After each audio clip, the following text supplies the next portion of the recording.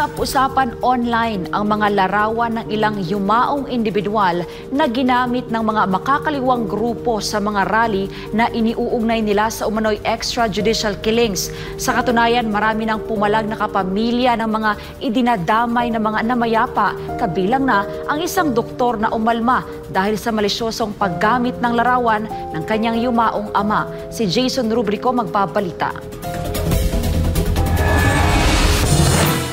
Mariing kinondena ni Dr. Lux Andutan ang aniyay pambabastos na tinanggap ng yumao niyang ama na si Dr. Winston Andutan na idinadawit bilang isa umanong biktima ng war on drugs. Binigyang diin niya na inaalay ng kanyang ama ang buhay nito sa paglilingkod sa mga pasyente at labis na pinangalagaan ang kanyang reputasyon. Kaya naman malinaw aniyang pambabastos ang paggamit sa yumaong doktor sa ganitong paraan, lalo't walang kinalaman ang pagkamatay nito sa EJK. Binigyang diin ni Dr. Andutan na walang kinalaman ang pagkamatay ni Dr. Winston sa iligal na droga, EJK at kay dating Pangulong Rodrigo Duterte. Aniya, hindi tamang gamitin ang imahe ng kanyang ama para sa mga personal na agenda. Uminit din online ang isang viral post kung saan makikitang hawak ng isang babae na kinilalang si Aling Sheila ang larawan ng isang yumaong individual na inuugnay din sa war on drugs. Pero maraming netizens ang nakapansin at pumalag sa larawan ng yumao online. Napag-alamang namatay ang individual nito lamang 2024 na nasa ilalim na ng Marcos Jr. administration. Taliwas sa pinalalabas ni Aling Sheila na biktima ito ng war on drugs noong panahon ni dating Pangulong Duterte. Nagsalita na rin ang isang funeral parlor na nagbigay ng serbisyo sa pamilya ng yumao matapos mag-viral ang kanilang post noong Hulyo 2024. Iginiit ng Hara Funeral Services na tama ang petsang nakasaad sa kanilang post na pumanaw si Ryan Barbacena noong June 2024 at naipost nila ito sa kanilang page noong July 2024. Mariin nilang pinabulaanan ang paratang na edited ang nasabing post. Ayon pa sa Hara Funeral Services, namatay si Ryan Barbacena sa isang ospital at naiulat ito sa Caloocan City Police. Tiniyak din ng kumpanya na hindi nila buburahin ang kanilang post maliban na lang kung ito ay i-take down o i-report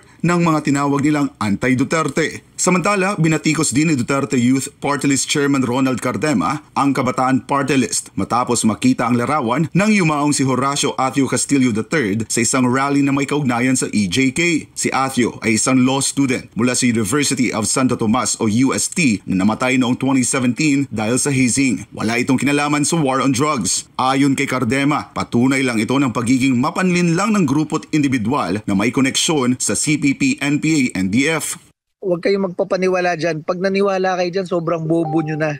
Kaya yung magsasalita sila dyan na against sila sa violence, against sila sa pagpatay, napakalaking katarantaduhan yan dahil sila mismo ang teroristang NPA, kaalyado ng teroristang NPA. Kaya huwag po kayong magpapaniwala dyan.